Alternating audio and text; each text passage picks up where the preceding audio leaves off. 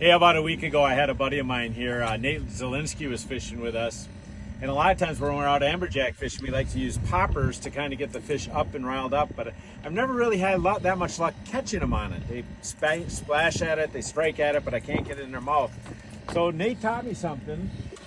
When you're fishing these poppers, he said sometimes you have to like continuously run them and just pop them once in a while. So you basically just reel the whole time and pop them.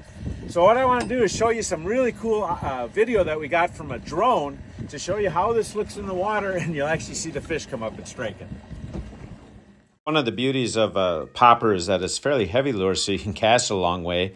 Actually had to back up the drone a little bit to see the action here, but you can see the thing coming into view here, and we'll zoom in a little closer. You can see it's continuously moving. It kind of looks like it pauses, but that's it actually going underwater. And you can see that fish coming after it and it's trying to strike it. So they'll kind of track it for a while, and you'll see then on the second one, boom, he hits it and he gets it. Now, one of the things to remember is when you are fishing the topwater like that, you don't want to set when you see splashing and the fish striking. You actually want to wait till the rod loads up a little bit and you know that the fish has got that lure in his mouth.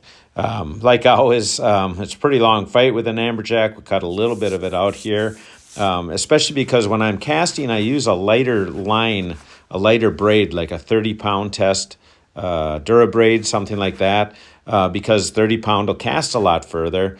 I still like to use a 50 or 80-pound fluorocarbon leader, Pro-Spec fluorocarbon. But, you know, you're going to have a little bit longer fight here because of that lighter 30-pound test line. So you just take your time. Like always, use the rod to fight the fish, lifting the fish, then reeling down, lifting the fish, then reeling down. It was a beautiful day out on the water. You can see how clear the water is, and eventually here you'll see the fish actually showing up in that clear water. It's still about 15 or 20 feet down. Likes to go under the boat once in a while to try and get away. But the beauty of amberjacks is typically once they hit the surface, they kind of say, I give up. I'll let you get me in here. So I just go ahead and we don't net them. We just lift them in. One thing, I take a little pause here because I'm looking at it.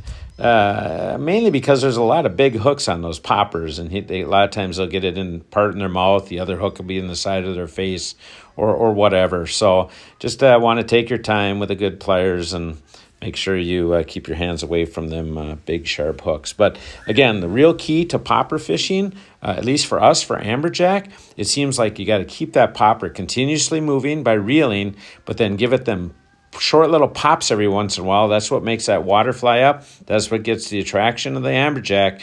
And then once he does chase after it, wait till you feel that rod load before you go ahead and start fighting that fish.